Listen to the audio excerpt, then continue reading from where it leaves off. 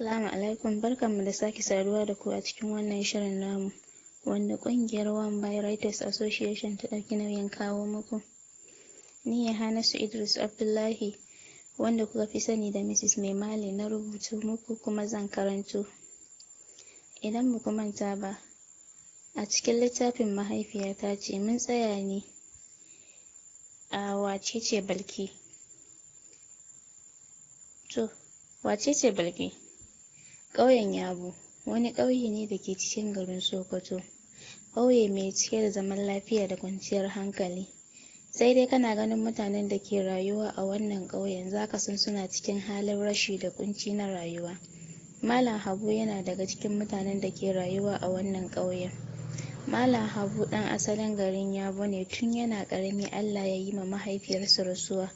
Mahaifinsa yana kula da shi sosai duk da yana da yayyi uku wanda suke uba ɗaya da shi, amma mahaifinsa bai bari ya yi maraicin uba ba. Duk da ɗayan matar tasa takan nuna bambanci tsakaninsa da yaranta, bai taɓa damun Malam Habu ba, kasancewar mahaifinsa na masa komai. Malam Habu ya taso da zuciyar neman na kansa, sam bai yarda ya nema gurin wani ba. Yakan yi aikin ƙarfi kowane iri ne don ya rufa ma kanshi asiri. Hakan ne ya saka ma 'yan uwanshi hassada da ƙyashin shi, ganin baya zuwa gurinsu da sunan maula, kuma sun fuskanci ba shi da wata damuwa, harkan gaban shi kawai yake yi. Saɓanin su da suke cikin wahala na rashin abun yi, don a cewar su ba za su iya aikin ƙarfi kamar yadda yake yi ba, don su rufa ma kansu asiri. Ko da yaushe suna zaune a majalisar su ta samari irin su marasa aikin yi. Sai fa in sun ji yunwa su shiga cikin gida gurin uwarsu ta ba su ɗan abin da take da shi. A haka dai rayuwar Malam Habu take tafiya, yau fari gobe baƙi, sai dai in ba ka san shi ba, ba ka taɓa gane yana cikin halin rashi, don akwai shi da wadatar zuciya. Ana cikin haka sai ya yi shawara da mahaifinsa akan yana so ya fara zuwa kasuwan garin, ko da ko ne yana yi ana biyan shi. Ba tare da mahaifinsa ya musa ba, ya mishi fatan samun nasara. Washe gari Malam Habu ya shirya ya nufi kasuwa. Cikin ikon Allah kuwa ya samu ayyukan da yake yi ana biyan shi. Alhamdulillah, yanzu samun da yake yi ya fi na da.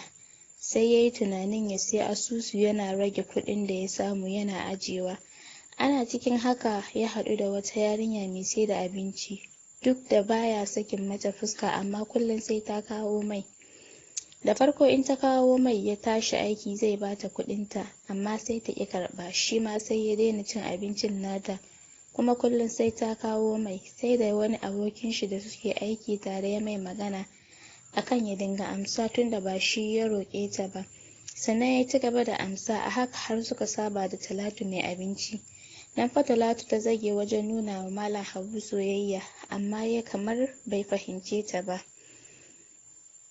don shi gaskiya ba ta burge shi, don daga ganin ta kasan idonta a buɗe yake.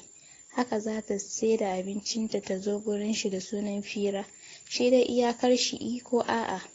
Kwatsam rannan sai Talatu ta zo da batun wai iyayenta sun ce ya turo iyayen shi a yi maganan aure, don ta faɗa musu shi take so. Hankalinsa ba ƙaramin tashi ya yi ba, don babu tsarin aure a rayuwan shi. Hasali ma tunanin shi ta ya zai fara zuwa makarantar boko, ko da yaƙi da jahilci ne ya samu ya yi, don karatun boko yana burge shi sosai, har ya fara tunanin fito da kuɗin da yake tarawa don zuwa makarantar. Sai ga maganar Talatu da ya ji ta kamar saukar aradu. Ba tare da ɓata lokaci ba ya sanar ma abokinsa da yanzu ya ɗauke shi tamkar ɗan uwansa. A nan ne yake ba shi shawaran ya amince tunda tana son sa, kuma dama ba shi da wata budurwa wanda suke soyayya. Nan fa ya ɗauki shawaran aminin nashi. Bayan ya koma gida yake sanar ma mahaifinsa, nan ma dai albarka ya samu abin tare da ba shi ƙwarin gwiwa. Wasu sai ga ƙaramar magana ta zama babba. Maganar biki ya tashi gadan-gadan, inda mahaifinsa ya ba shi wani ɗan ƙaramin gida da yake da shi a cikin ƙauyen. Wannan abun ba ƙaramin ciwo ya yi ma 'yan uwansa ba, ya kuma ƙara hura wutan tsanar da suke mai. Alhamdulillah, an yi biki lafiya, an kai amarya gidanta. suna zaman su lafiya. Bayan biki ne kuma mahaifin Malam Habu ya kwanta rashin lafiya, wanda ya zama ajalin shi. Allah sarki, rayuwa kenan. Sai yanzu Malam Habu ya san wani abu, wai shi maraici. Don 'yan uwansa sun ce babu ruwansu da shi, don ba shi da abin da za su nema a gunshi. Lokacin ne kuma aikin da yake ɗan samu ya ja baya. Ko ya je kasuwan wata rana haka yake dawowa sisi bai samu ba.